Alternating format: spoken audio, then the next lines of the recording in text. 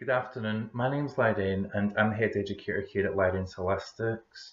Now I thought we'd take a couple of moments to talk about tonight's Archangel Therapy session and give you some points and tips on how to deal with some family conflicts that are around about you.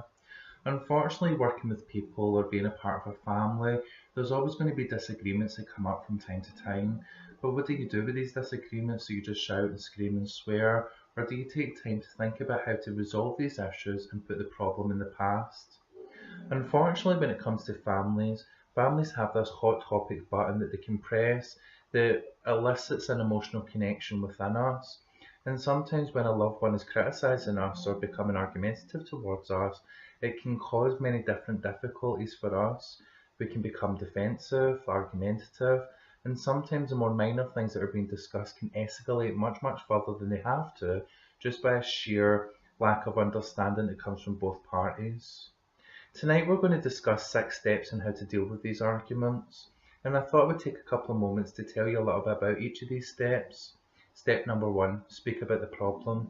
Identify why you're so upset. Tell your loved one why they've hurt you, why there's been a difficulty, a problem.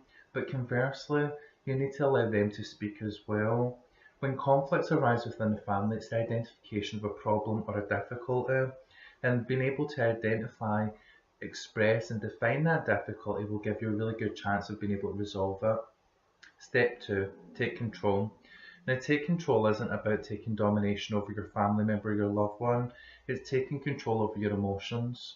Don't allow yourself to get upset or angry. It always upsets me when it comes to arguments, and don't get me wrong, I've fallen into this trap myself in the past, that sometimes a simple conversation starts becoming escalated and it becomes an argument where voices become raised or you become a lot more difficult. So taking time just to control yourself, take control of your emotions so that you're talking about what's relevant to the conversation. Sometimes in families it can be very easy. You start talking about one topic and then the next minute you're arguing about who stole whose toy when you were 5, or you're arguing about something that happened many, many, many years ago. So again, taking control over the conflict, the disagreement, will help you stay relevant to the point, identifying the difficulties that need to be discussed, and then finding that resolution. Step 3, listen.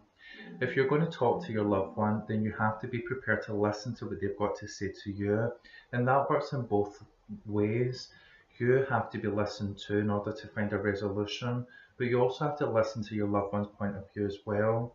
One of my frustrations with my own family is sometimes that they jump to conclusions and they fail to listen to what I've got to say, that they'll make an accusation or they'll say, right, you've done this, and you say, well, actually, this was my intention and I apologise for that. No, but you did this. So sometimes, again, that lack of listening escalates a problem or a difficulty into a conflict. So being able to listen to your loved one, feedback from what they're saying to you, will help you find a suitable solution. Understand. Understand what your loved one's telling you. Reflect back to them what they're saying to you. If they're saying, look, I'm upset because X, Y, and Z happened, then reflect that back and say, I can understand why X, Y, and Z would be hurtful. Offer an explanation, an apology, some kind of understanding of you knowing what they're trying to say to you. Offer them an understanding. Likewise, ask your loved one to understand what you're saying as well.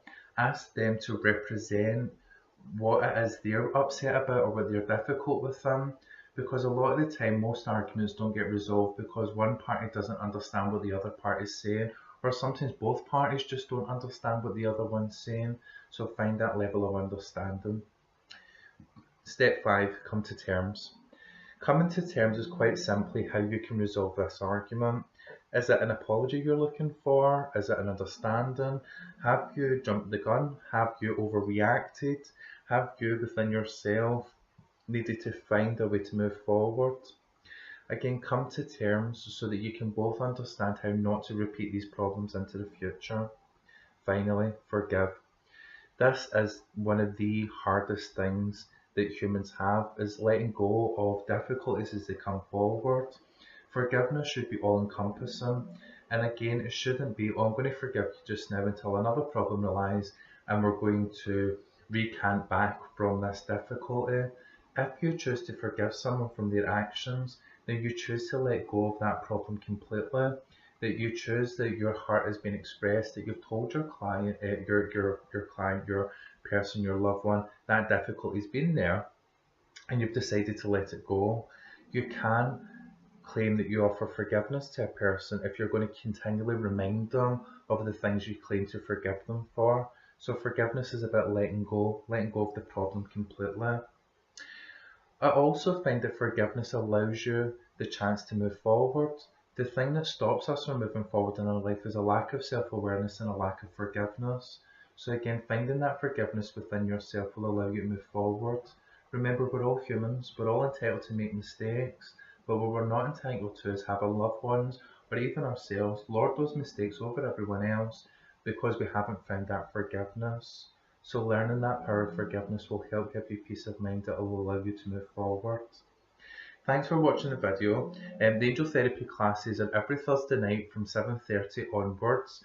The individual sessions are priced at £7, or you can buy a monthly pass for £25, which covers your full 4 weeks. And I hope to see some of you soon. Thanks, and enjoy the rest of your day. Thank you.